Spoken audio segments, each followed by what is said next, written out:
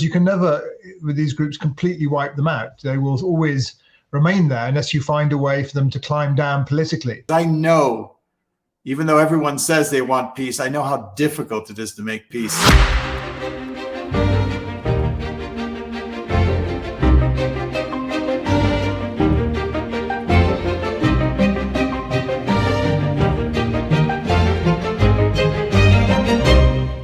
Everyone said, look, this isn't going to work. Look what happened to Kagwan. This is 50 years. You can just carry on bashing them militarily. It's not going to come to an end. But, the sensible option, not just the easy option, the sensible option, just carry on where you were, and so on. It takes a vision to say no. How do you even begin to talk? How do you even begin to build a bridge? How do you even open up communication when there's so much distrust? How do you open up communication channels? La paz era posible porque el contexto y porque la realidad empujaba hacia ahí. You have to wait until the timing is right. La voluntad de la FARC fue modificada por la presión del contexto. There's a real opportunity here. There's an opportunity to end, the longest running war in this hemisphere. ¿Cuántos soldados colombianos iban a perder las piernas? ¿Cuántos iban a morir tratando de librar una guerra que podía durar muchos años? Don't assume any conflict is impossible to solve. It's always worth trying, but make sure that the time and the circumstances are correct.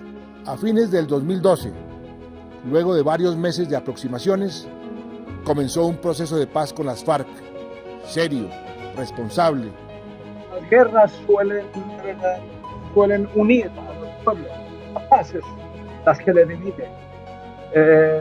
No es que la gente no quiera la paz, al contrario, todo el mundo quiere la paz. O la mayor parte del mundo quiere la paz, pero se dividen en torno al precio.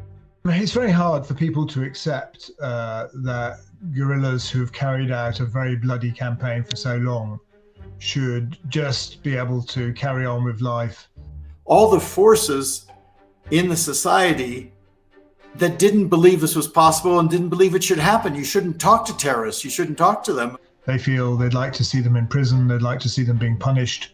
They don't like seeing them being in politics and winning seats. The question is, what's the price for delay of the peace process?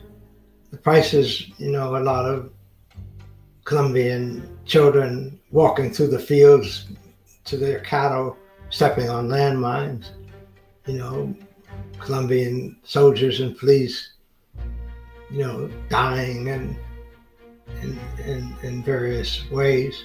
And this balance between peace on the one hand, victims of tomorrow, and the victims of yesterday, you have to get the balance between the two. You don't want people to keep on dying just because you can't get a satisfactory outcome on justice. A la paz no hay que tenerle miedo. A la guerra sí. Con este refuerzo de la comunidad internacional que tanto ha apoyado el proceso, esperamos que se avance más, se avance mejor. One of the lessons from Kagwan had been in Kagwan, there were like 100 issues on the agenda. That one of the successes here was to say, no, there's going to be 5. Just 5 issues we're going to deal with. Too often people rush into a negotiation and they want to go straight to the substance. They want to cut to the chase. Let's negotiate the really hard issue. And actually you need to have a process in place before you can do that. Un inicio de un proceso de paz después de 5 décadas de conflicto, hubo posiciones muy opuestos y un lenguaje muy duro uno contra el otro. Don't try and rush straight to a conclusive agreement, the final agreement.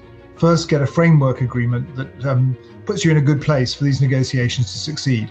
Well, I think my first impression was their political commitment to conclude a peace agreement. It seemed to me from my very early discussions with them that the leadership of FARC were politically committed to concluding a peace agreement. The role of the international community, the way you move these peace processes forward is in part by taking the process and bringing it up to the international stage Acompañamos el proceso, estuvimos en todas las reuniones, brindamos apoyo técnico a las partes cuando necesitaban eso. And particularly for the insurgents, they go from having, spent years in the bush, in the jungle, and all of a sudden they're being courted in a way by the international community. And so the Secretary General of the UN comes to see them, and the Prime Minister of this country comes to see them, and everybody is delivering the same message, which is, we want you to make peace, we want you to end the war. The participation of the international community, including the European Union, was to support that. I think great credit is due to both Cuba and Norway, who were the guarantor countries and who worked very hard to achieve an agreement. I think that great credit is also due to the United Nations. Sin el apoyo de Cuba, sin el apoyo de Noruega, este proceso no hubiera sido posible. La paz es el resultado de un encuentro entre la madurez de las condiciones y el liderazgo. A un mundo de divisiones geopolíticas, guerras interminables y multiplicación de conflictos, Colombia envía un mensaje claro: es hora de invertir en la paz.